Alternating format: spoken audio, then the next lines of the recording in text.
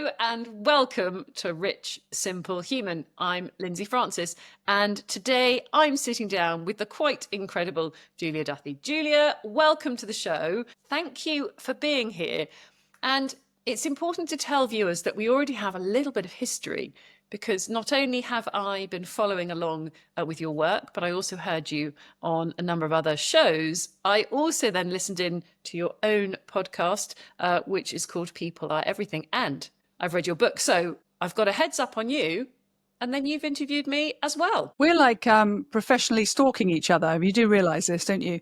I would like to meet in person, although it could be disappointing, of course. You never know, do you? I always think it's quite nice to meet in person if you have spent some time on virtual exchanges. But it's like, I don't know, I do feel that you're very invested in me. That's how I feel. Like you've done your research, Lindsey, and you've read the book and you've checked me out. I mean, I'm feeling I've straightened my back and I'm ready. I'm ready for whatever you want to ask me. I'm really excited that you are prepared. And also, as a coach and a therapist, it is my job to be very invested in my clients. And I think, as I said to you last week, I've been asking people, why do they do this and why do I do that, since the age of about 5. So I'm going to ask you a few questions about why do you do what you do. And what is exciting is you absolutely embody the title of this show, Rich, Simple Human, because you've lived it. You walk it. And I said to you before we started, you're so authentic and in such integrity, it actually makes me feel a bit squirmy because I keep noticing the bits that I'm covering up. So thank you for that. Holding up my own, I don't know what words we'll use. But anyway, without further ado, Julia, you've written a book. You're also a business leader, commercial advisor, and author and podcast host. And I came across your show before I read your book because the title of your podcast, People Are Everything, is quite intriguing because you actually dive into the 5 people that have had the most impact on their lives. So people tell you all sorts of exciting and revealing things, which I see you love. I also know that you've got quite a thirst for mischief and fun, which I've really enjoyed listening to because I feel the same as you. If there's an opportunity to play, mess around or have a bit of a lark, you and I are both there, which is quite unusual, I think, in this sort of British stiff upper lip world that we seem to live in sometimes. I know, it's boring, isn't it? I don't know. I feel like if I don't have fun, I just don't want to do it. Honestly, and it comes through in everything. It's like if I'm in a meeting, I'll always look for the mischief. Because there's always room for mischief. There's always room for a little joke and a little quip here and there, just to kind of lighten the mood and get everyone to relax. That's kind of why I do it. And I think to me, it's like a bonding thing. I think humour can be very, very bonding. I think it can put people at ease, put people in the right frame of mind. And it's just, it's just fun to do, isn't it? Awesome. We could start talking about the neuroscience behind what happens when we're enjoying ourselves. And you might. I don't know anything about it. We're having fun. It actually accelerates our learning. I want to say more than tenfold. It's quite an incredible body of research out there that says when we're enjoying ourselves and we're at play, we remember things and we also access our subconscious. So we're much better at going deeper into our experiences, processing, etc. And in fact, I will plug another episode of mine. I'm actually interviewing a very, very advanced Lego serious play practitioner who works in prisons, no joke, with Lego to help rehabilitate very serious criminals. This is a process by which we actually alleviate a lot of our own pain and tell our own stories by being creative and having a good time. So here we are, Julia, we're having a good time. Enough from me.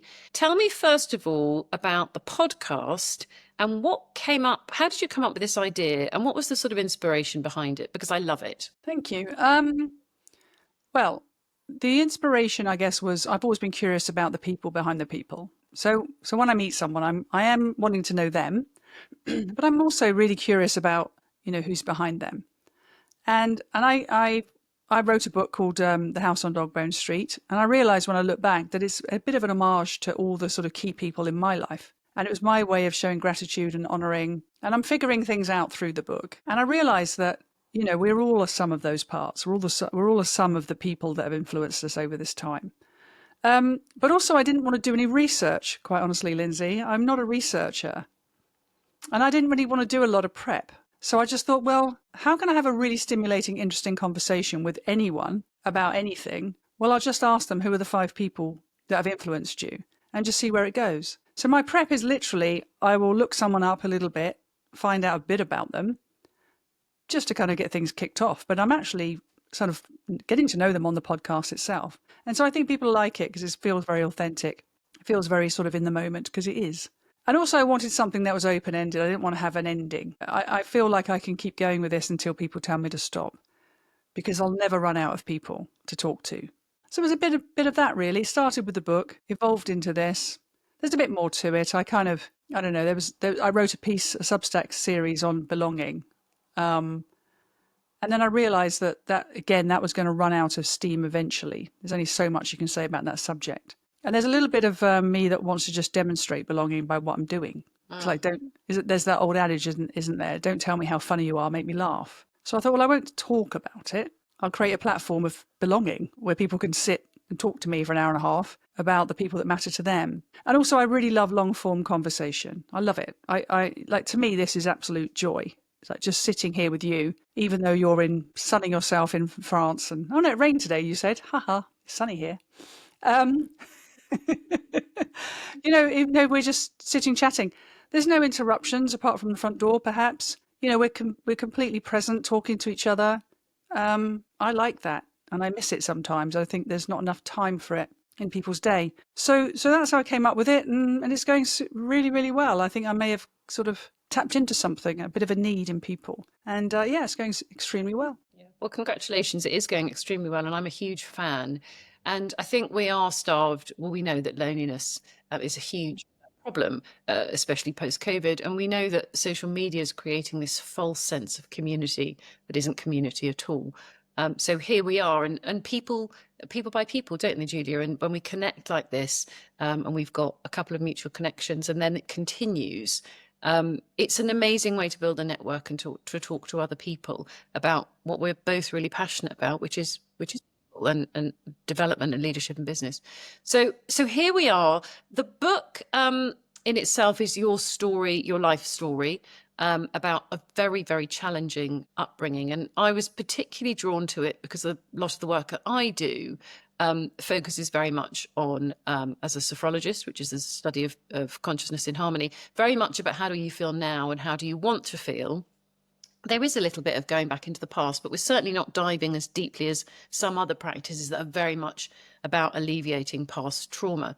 But I found the book extremely honest, searingly honest, beautifully written, so well done. And you did paint a picture of the characters in your life that I feel like I've lived it with you. I thoroughly enjoyed understanding some of the people that have influenced you, and where you came from and where you've got to now. What I wanted to ask you as a rich, simple human is, how did it feel being that honest and really sharing what wasn't an easy journey for you? I enjoyed writing it. Excuse me, I'm a bit tickly today. I really enjoyed writing it. I sort of enjoyed the writing process. It kind of came out whole. Every time I sat down with a chapter to do, I'd already noodle it a bit in my mind and then go, right, I'm going to write about, I don't know, Ellie today. So that was a chapter that some people find particularly moving. And I just start writing and it just came out whole. And I could say that pretty much for every single chapter. So it was almost like it was a book ready to be written. And I think I was at a stage in my life where I was ready to write it and write it, like you say, searingly honest. Because up until then, I think I was very guarded and very protective of myself. And I think I couldn't have done it. I just couldn't have done it. So it was the right time. And when I was able to put pen to paper and sort of launch it into the world, it was very, very freeing. Like literally all my secrets were out in print. And, the truth sets you free, as they say. And holding on to sort of, shame and not wanting people to know where you came from and how you lived. I've said before in other podcasts, it wasn't the brand I was going for. Brand Julie was meant to be bright and shiny. People today, when they meet me, they never expect that childhood. They kind of just naturally assume that, I don't know, maybe all of us have a story, but I don't think they expect that story for when they meet me. Once it was out there, I just thought, well, the game's up. Everything's out there. If you want to know more about me, it's all there for you. If not, take me as you find me anyway. I don't lead with it. It's like, hi, I'm Julia. Here's my life story before I even get into, ordering coffee. It's not like that. It's there if you want to read about it. But no, I really, really enjoyed it, and it kind of all came together fairly, I don't know, comfortably, I'd say. Yeah. I do really encourage people to read your story. It's The House on Dogbone Street. It looks just like this. There's me. There you are, as a little child. We all have a story. We wouldn't be here otherwise. We've all come from somewhere. And of course, as I said to you, I told you my own story from a very, very positive psychology lens, where I've done a lot of work to really hone in on what was beneficial and what do I move forwards with. It was a very rose tinted view. And I'm a very positive person, and the work I do with my clients is very much about looking for the nuggets, the capacities from the past, moving things forwards into the future, building up this ability through the experiences that they've had. But you really do an amazing job of going back and recognizing how difficult things were, but the fact that you overcame them and celebrating that in quite a remarkable way. I want this to be a positive conversation, of course, but if you do read the book, it is in enough detail for it to feel, it's really, really, it was a super rough ride. And I think there's also a conversation about people not knowing whether they're allowed to moan enough. People that didn't have big T trauma still had adverse experiences that have shaped them. We all do. And I think it's okay, isn't it? We all walk a very different path. We're not ranking each other. But I'm sure. Have you had that? Have people said to you, "Gosh, Julia, it was extreme," and then sort of backed off on their own story? Or what do you think you've unlocked for people there? I think I went through a process of sort of denial about the whole thing anyway. For years, people would be shocked. I mean, one of the things I talk about in the book is I don't think I really told anybody anything until I was much older. And I've mentioned this before, which was I have a very eminent psychologist in my life. She's a child psychotherapist, actually, and child psychology obviously comes into that very heavily. And I tell this story about when I was in the back of her car and somebody jumped in the front seat, and I was just sort of on my phone, not paying attention. And I look at Julia, her name's Julia as well, and she's dealt with some of the, in my opinion, some of the worst trauma cases you can imagine. And she turned to her friend and said, "Oh, this is Julia," and me in the back, and said, "One of the worst cases of neglect and abuse I've ever come across." And I was like floored. I was like, "Really? Is that actually true? Is that how you see it?" She said, "Absolutely." And I think what it was the layers of it. It was the layers of neglect and abuse. It was like every single kind of thing that could happen happened. And the sustained element of it, and the fact that I had to kind of navigate all of that as a small child and into early adulthood. But my story is not really a misery memoir. It's meant to be uplifting. It's meant to draw on the wonderful qualities of human beings, and teachers and neighbours and friends, and numerous people that scooped me up and helped me along my way. Which is another reason why I did People Are Everything, because without those people, it could have been a very different outcome for me. So let's honour the people that lift us up, scoop us up, help us along. That was another reason why I did that. Do I get into competitive, my misery is bigger than your misery, or my childhood's worse than your childhood? I think there was a period of my life where, when I did start to do the work and look back, I mean, there's that old joke, isn't there, which says, I had a terrible childhood, particularly lately, because you start looking backwards as an adult and go, that was really hard. But at the time, you're just getting on with it, right? So I think when I started doing the work to kind of understand what happened to me and why I still get affected by it, and wanted to reduce that impact, it did blow up very large in my mind, and I suppose for a while, when I was younger and perhaps not so worldly wise, I would hear about somebody complaining about, I don't know, let's just be extreme to make a point. Sports day was not attended by both parents. I mean, let's just be extreme. I mean, that to somebody that could be devastating. So I don't want to be too judgmental about that, but I would have been judgmental about that back in the day. I'd have gone, really? That's all happened? That's all that's happened to you? one of your parents was busy. You know what I mean? But it was like, to the person who was really hoping that their dad would come to the sports day, that probably is huge to them. But to me, I was like, so what?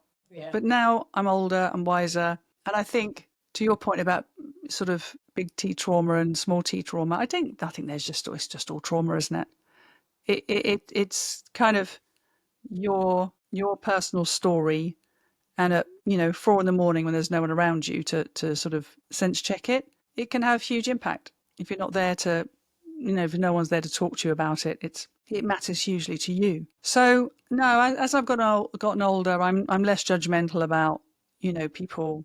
What's the expression? Getting out their small violins. Mine's pretty small too. If you think about the whole world and the stuff that's happening right now to people, what I went through was really rough, but it's nothing compared to another person's pain. So yes and no, I guess. Yes and no. I think that framing, that global framing, is quite important, actually. And I often speak to clients when they sort of say, I don't have what I need or what I want, or there's a longing, a wanting. And I sort of say, well, what was it like when you had a shower this morning?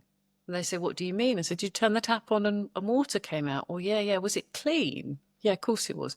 Was it hot? Yeah. That's enough to celebrate every day. And I dial into that most days because I say it so many times. I turn the water on, it's hot and it's abundant. I'm already winning at life here, Yeah.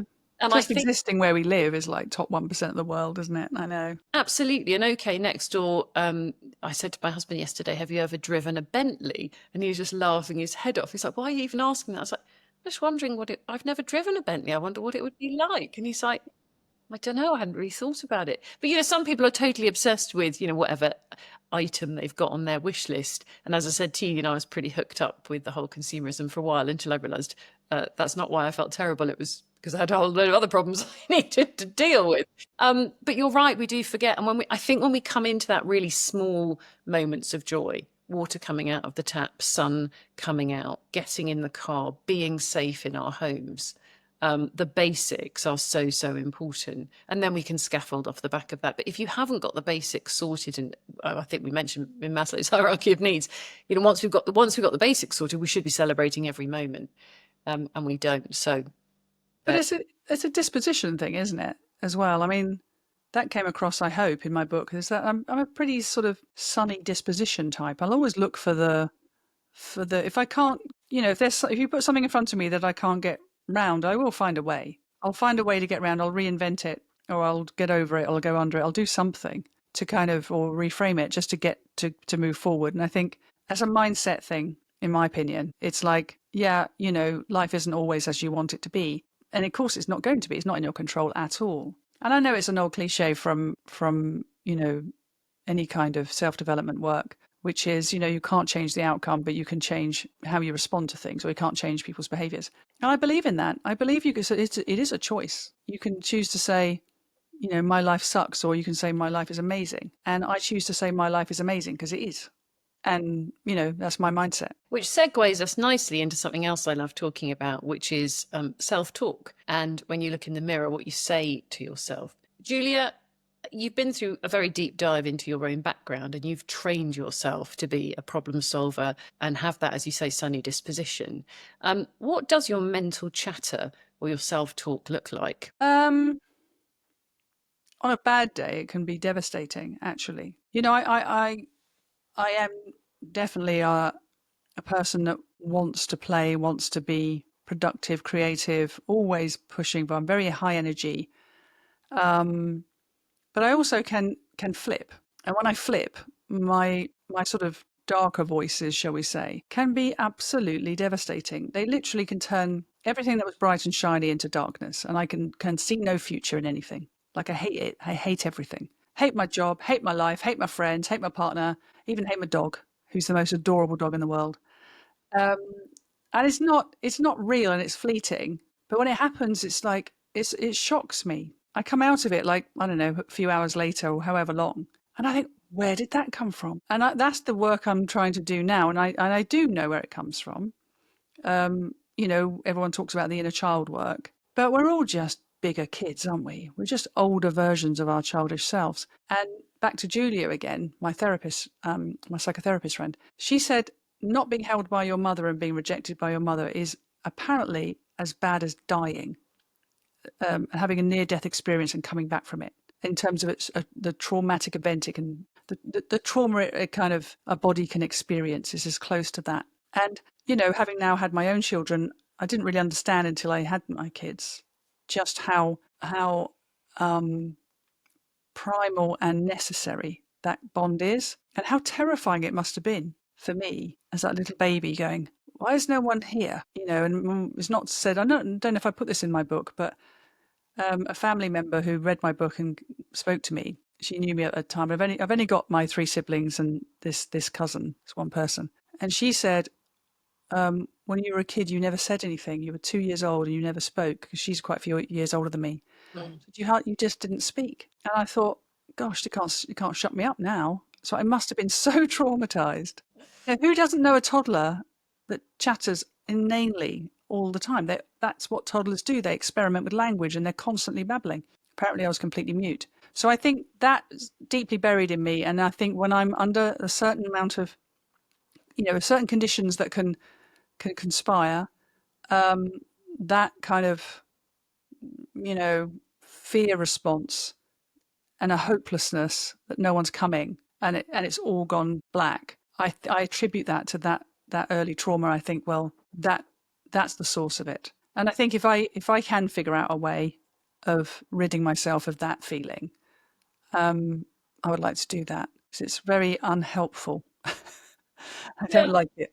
No, and although I think when I speak to people in the huge range of people I work with, the fact that we do have these very dramatic emotional ups and downs are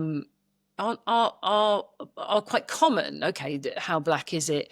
How black is your black and how black is mine?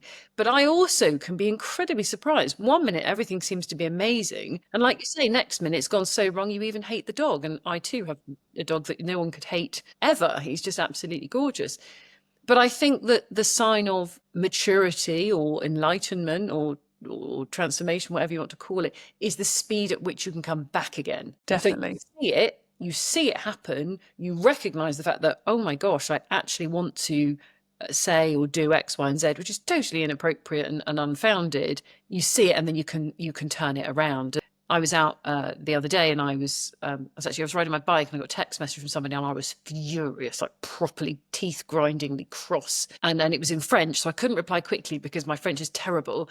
And I was like, oh, I'm going to have to get off and check it in Google Translate. And I was like, oh, hang on, let's just use this as a measure for how quickly the anger will go. So I got bike and I pedaled really, really fast. And I was like, what are you doing? I was like, I'm just trying something. And I thought, oh, and like literally it was less than 5 minutes. And then I checked in with myself again. I was like, oh, it's fine. It's not even a big deal. It's not even a bad text message. But it made me feel quite comforted that I could get super furious up to 10, but then I could get it back to 0 again. I was like, oh, you've learned something, Lindsey. Well done. Yeah, that's a great skill. Because to be human is to be triggered and be activated. So I think, learning to sort of go between those two states is obviously very, very healthy. Yeah, when you were saying that, I was listening to something the other day, and it was a real kind of light bulb moment. You think you can't learn anything new. I think, no, I'm older than you, aren't I? Okay, let's not go there. You look anyway, great. Doesn't matter. Anyway, you would say that. Doesn't count. So and I was listening to something that said, you can choose where you're going to put your energy. Like, is it worth my energy? That's right. That was the phrase. So if somebody upsets you, like say they cut you up in the car, is it worth your energy to rage on about that and burn up your I don't know, let's call them calories, mental calories. Do we want to burn those mental calories on that issue? Is it worth the trauma, the cortisol release and all the things, the terrible things, they're going to sleepless nights and I don't know, all kinds of things that affect your system when you're mad. Why waste your energy on that? And I think, gosh, I listened to that. I was like, yeah, next time somebody does something to upset me, I'm going to think, do I want to spend my energy on this? No. And then go do something else. It's like driving down the motorway throwing £50 notes out of the car window. Yeah. It's completely pointless. And what you have done again is just give me a nice open door to say, if you are wearing a wearable tracker like a Whoop or an Aura Ring, you will see what that does on your stress score. You can see what happens to the body. It goes completely bonkers. And one of my favorite things is looking at people's data, especially before bedtime, and especially with men. And you can say, why was your stress score so high just before you went to bed? And it's normally because there's aggro with a teenager or there's some relationship challenges going on. But it really has the most incredible effect on the nervous system. And we should be avoiding this. It's really bad for us. I learned something new the other day. I never stop learning, Lindsey. I went on one of those machines, where you go to the gym and you put your hands on your feet. You put your feet on these little plates and you hold your things, the little handles. And it gives you all these scores and these ratings. And I'm from an age where now and then you got on some scales and then ignored them. But now it's all very high tech. Like you say, you've got Whoops, you've got Aura Rings, you've got this biometric testing all the time, which I love now. I'm kind of really into it. But I remember standing on this machine and, I consider myself quite a sort of fit person, quite, I take care of myself. I'm quite sporty.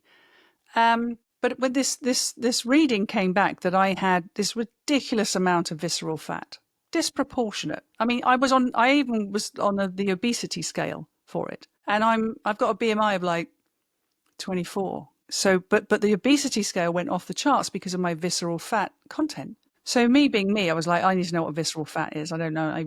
I've heard of it, but I didn't pay much attention. Anyway, visceral fat is very much bonded in trauma.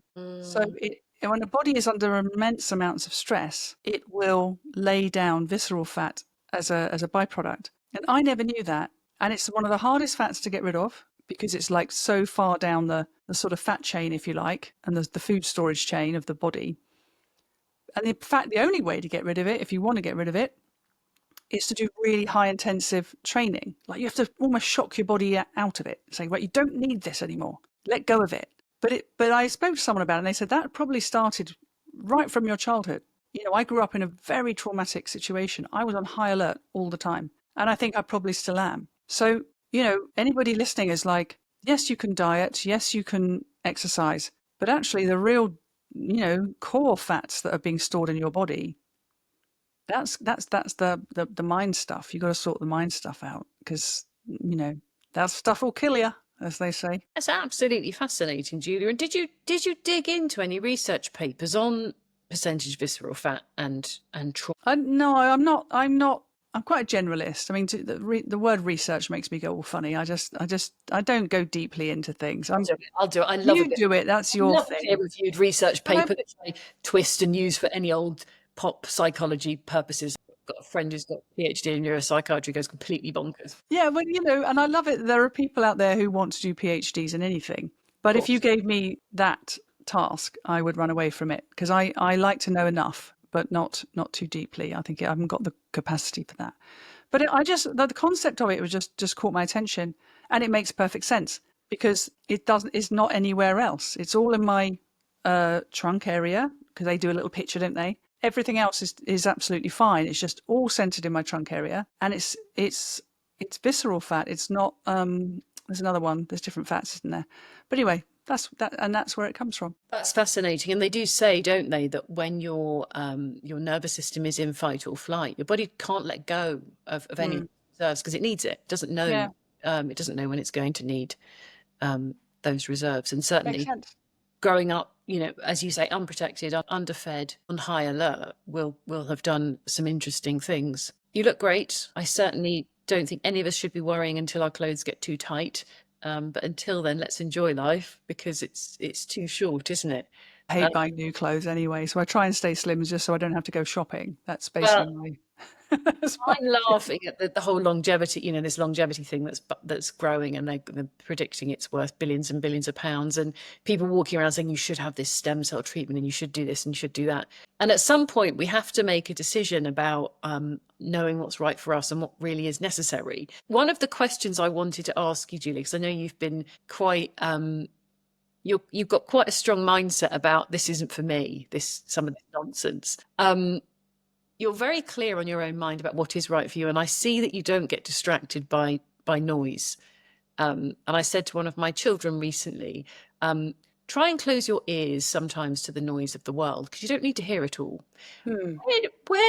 How do you feel living with that focus, and how does that manifest itself as a mum, as a partner, and also as a very successful businesswoman? How do I tune out the noise? I pay attention enough to not be ignorant. I think we owe it to ourselves and to others to stay a little bit connected to our fellow human beings and what's going on in the world. I think I'm not an I'm all right Jack person. It's like, yes, I have a nice life now, but I don't pull up the drawbridge and say, well, I don't want to hear about anybody else's problems then. So I think you need to, well, not, you don't do anything, don't need to do anything.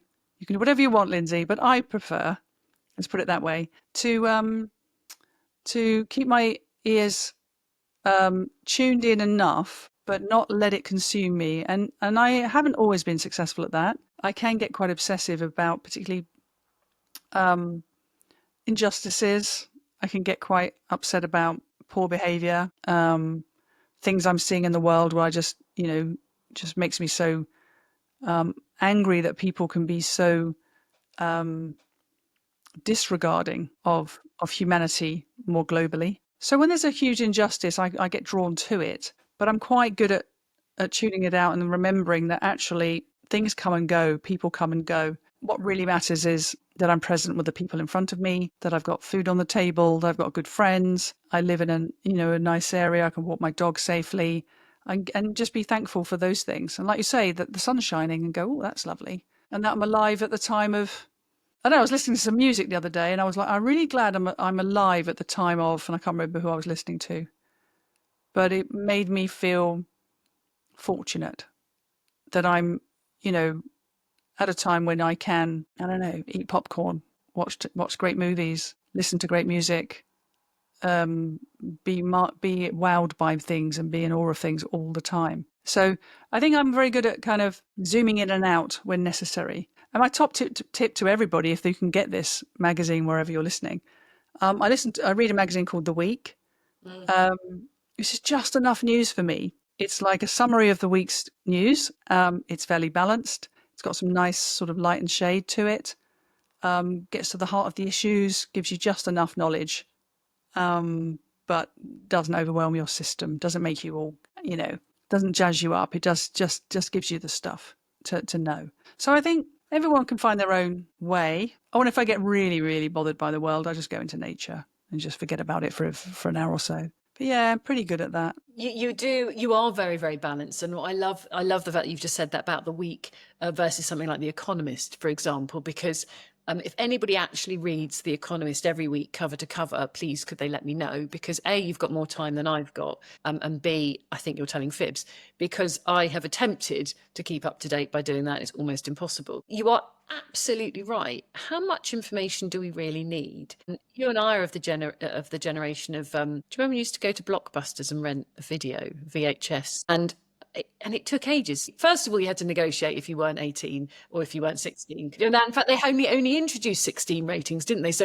can we have a 16? There was a big debate about that. And then when you were 17, can I have an 18? And then you had to find the card because you never knew where it was. And then you had to get in the car or walk on, take your bike, go to Blockbusters, choose the film. Was it going to be there or was it out already? Exactly. Somebody else got it.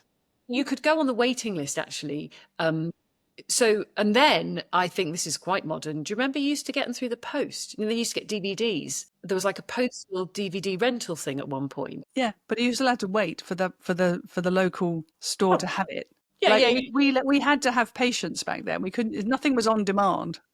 No, but the rewards was so much higher because you're like I don't remember. Do you remember watching Dirty Dancing, for example, for the first? Yeah, you ring all your friends and say, you want to come round? And you were like, this is like a really big deal. So, of course, you were hyped up and you were waiting and it was the simplest thing. And we've just lost that, scrolling. I mean, I'm so confused about, is it on Amazon Prime or is it on Netflix or is it on like a million other channels somewhere? We've lost that rich simplicity. And I think you're right. When we dial into that awe and wonder that you've just described, I mean, it's all there waiting for us. Also, it keeps the shine on your apple, doesn't it? I mean, if I get too overwhelmed by the sort of the big stuff of the world, it turns me into somebody that isn't helpful to anyone. Like, it's not helpful to me. It's not helpful to the people around me. I get quite, I suppose, as aggressive as I can be. I suppose my version of aggression is I get quite shouty and outraged and incensed, and I want to pick fights with people about the subjects that I'm hearing and reading. And I get home and I go, why did I do that? That's such a waste of my energy, such a waste of the things that I could be doing today. So I guess I just stopped doing it. I just turned away and said, no, I'm not, that's not what I'm here for. I'm not here to have huge debates with people who are not going to see my point of view anyway. I'm here to spread a little bit of, you know, positivity and great connection and good conversation.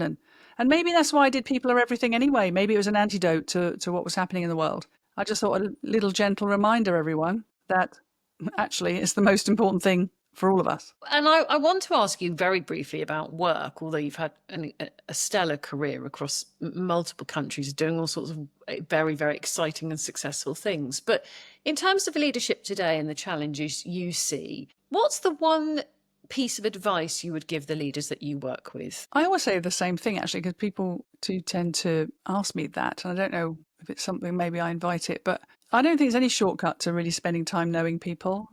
And I do believe in vulnerability and authenticity. I do believe in sharing, not oversharing. You know, we all have to have our sort of professional boundaries, but like taking the time to get to know yourself, taking the time to know the people around you as best you can. But if you've got a core team and you kind of, I don't know if you want to take the sort of parenting analogy, if you raise them well, then they'll go off and raise their people well. And so it goes. But it does start with you if you're the leader. And that whole know thyself thing, you can't be a good leader unless you know yourself, because you're not going to be consistent, and that's so important. There's probably about 3 bits of advice there, isn't there? Sorry. Be consistent, know who you are, and know your people, know them properly. And let me ask you, because I'm curious about this as well, the leaders that you've worked with, what percentage do you think do actually know themselves? People I've worked for. Yeah, all with in your capacity, in your advisory capacity. It's a really difficult question for me to answer. I can't say that there's been anybody stand out in that area. I think maybe it's one of the reasons I go on about it so much, because I don't think I've been well served in that way. You know, I think a lot of my success has been through navigating difficulty and difficult people, actually. And again, with that with childhood, it made me able to do that. So I built plenty of resilience and I suppose canniness. You know, I'm quite streetwise. I'm quite naturally good at connecting with people and understanding what's behind the motive. So I think I haven't been well served really in that way. I think when I look back, I haven't had many inspirational leaders. I have had some. So, and I can, you know, talk about those for a second. I mean, my first real boss was a lady called Jan Lawford, who's went on to become very, very senior in Dell. And, you know, she was the first person that took a chance on me. I was literally, I think I was like 17, 18, something like that. Never had a proper job before. I'd worked in all kinds of market stalls and just hustling for money. And she sort of looked at me and went, all right, I'll give you a go. And then, you know, went on to have about 5 years with her, and I learned so much. And then probably the next great sort of leader type, there was a guy called Mike Sullivan, who was the European head of Creative Labs, which was a Singaporean firm back in the day, who made Sound Blaster multimedia stuff. I was 26 and he took a chance with me as well, and he made me UK MD. Everybody else was in their 40s and I was 26. And he was a wonderful leader. I thought he was just he held so much responsibility and with so much sort of, you know, stability. I used to really feel safe with him. He was a good leader. I don't know. Then really up and after that, there were pockets of people that came into my life that I thought, yeah, they're interesting.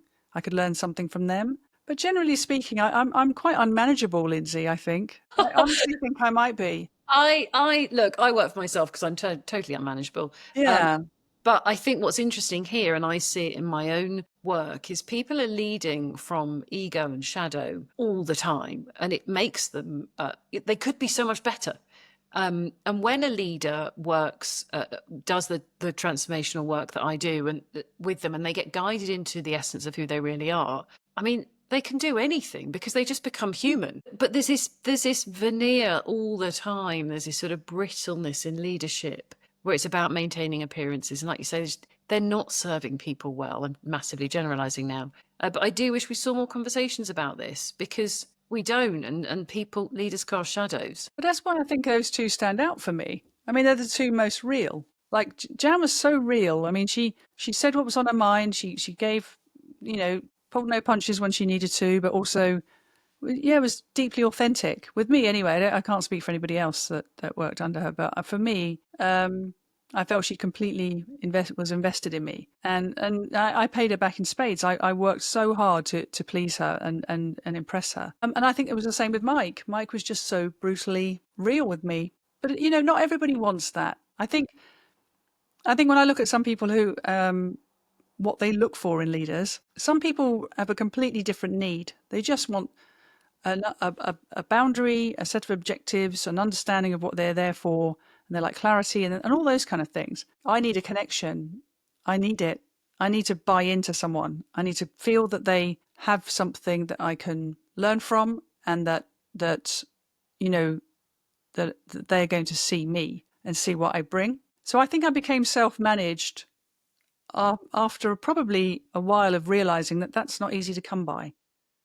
And so I had to buy into myself. Does that make sense? I don't mean that in a sort of, egocentric way. I just had to back myself because, nobody else was really seeing my qualities, I suppose, and my sort of specialness. So I just decided, well, I better just crack on then.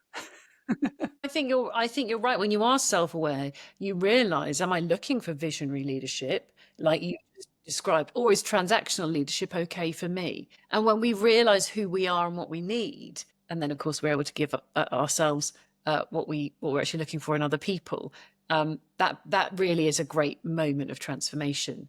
But it's interesting, and we could talk about this all day. It's a very fascinating landscape, especially now. People aren't in the same physical spaces. There's a lot more communication challenges, I think, in the workplace, especially with some of the other challenges we find in society. But yeah, great. Thank you for naming people who have been great leaders. And I, when I prepared for your show, scrolled back through my own career and thought, oof, I'm really struggling to find something that felt good. So I didn't bring anything up, but that's another conversation. And I hadn't thought that through. I mean, I haven't spoken Mike's name for, isn't it interesting? 25 years ago, that would have been, maybe 30 years ago, I worked with Mike. I don't know, I hope he's still alive. I mean, a wonderful retirement. But I think about the advice he gave me back then. Do you know what the thing he did most that was so incredible? I made a huge mistake once. Huge. Hundreds of thousands of pounds of impact. And you're 26, so this is a lot of money. And I went to see him. He was the first person I went to see. And I said, that company I backed, the one I said would absolutely be a wonderful channel partner for us, is going to be such a good thing for us to be able to sell into the small. I was looking for a distributor into small shops. They've just gone bust, and they've got a couple of $100,000 worth of our kit. And he said, yeah, happens. Get some vans, go and get it sorted. But at least you had the courage to try it. And that always stuck with me. He knew that I went in with the right intentions and motive, and I was brave. I wanted to do a deal. I thought it was the right thing to do. And he says we all make mistakes. I make them all the time, but we learn and we move on. And that's always stuck with me. Of course, that's a great place, I think, to come to a bit of a close, because it makes us who we are. It makes us better partners, parents, friends, colleagues, and ultimately leaders, when we can say, we all make mistakes all the time, but we learn from them and we move on. And we don't get stuck in that sort of negative loop of, I shouldn't have, I wish I hadn't have. It happens. We can't change the time. So I'm smiling because I remember my dad only left me with two bits of advice. One was, you learn from your mistakes. And the other was, never kiss in public. Do you kiss in public? I do. I just thought, well, he was definitely from a certain era, shall we say. But I always remember that. Two bits of advice. Thank you, Dad. Don't kiss in public and learn from your mistakes. There we are. On that note, as they say. Absolutely. And I think what's exciting about your work and mine is that you and I think we're quite up for making quite a few mistakes. And I think I enjoy setting up a bar. I was telling something, it's a bit like horse jumping. I set myself a bar up and think, can I jump over it? And then I do. And I'm like, all right, let's put it higher. But I think we have to check ourselves sometimes as we get older. This desire to keep problem solving and keep raising the bar is fine. But at some point, I think you need to be a bit sensible and say, look, you can back off a bit now. This is the overachiever avatar that I attract in spades, because we do, we're driven and wired for that challenge, for that problem solving, and for the recognition that we're seeking in doing so. So there we go. We'll end on that note of validation. We must validate ourselves rather than seeking it from others. If any of you are out there listening for that, there's a lovely sophrology exercise on self-observation, which we should all be doing on a daily basis. Julia, anything else you'd like to add to this conversation? Anything you'd like to park for next time, or anything you'd like to add in terms of people getting... I mean, this is my favourite subject. I could do this for hours. Honestly, I mean, the humans are the best bit, aren't they? I'm a big fan of AI. I see where it's going, and obviously most of us can't really imagine where it's really going, but sort of in the short term, you can see its power, potential. But I'll always come back to human beings. We're astonishing. The things that we feel, we achieve, how we connect energetically, even the concept of love, isn't it? It's just amazing. So I'm backing humans. I think we're always going to have be the center of our worlds, I think. So yeah, just that really. And if you want to find me, I'm on LinkedIn, just Julia Duthie. You can find me. My podcast, People Are Everything, is everywhere you get your podcasts. My book, The House on Dogbone Street, is available on Amazon in 4 formats: audiobook, paperback, hardback, and Kindle. So yeah, if you want to just reach out to me as well, just find a way. I'm always wanting to meet new and interesting people like yourself. Julia, it's been an absolute pleasure, and thank you so much for your time today. You're very welcome. Take care.